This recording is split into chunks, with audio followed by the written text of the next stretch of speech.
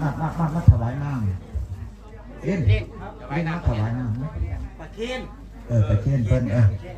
ประเทศอันนั้นเพิ่นแล้วต่อไปแล้วต่อไปเลยน้ำเพิ่นเอายืนเลยประเทศเพิ่น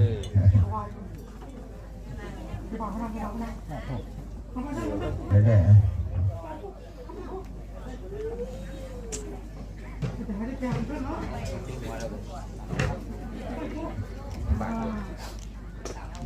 พระลายจนล้นเดินพบกับทุกคนพระพุทธเจ้าที่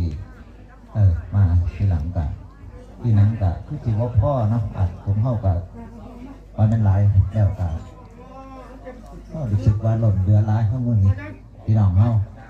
เดี๋ยวมารวมกันทำบุญตักบาตรกับที่งานเข้าบ่เคยได้เฮ็ดได้ทำเข้าก็ได้เฮ็ดก็จะเฮ็ดจะทำรวมกันเป็นงานนี้นะครับ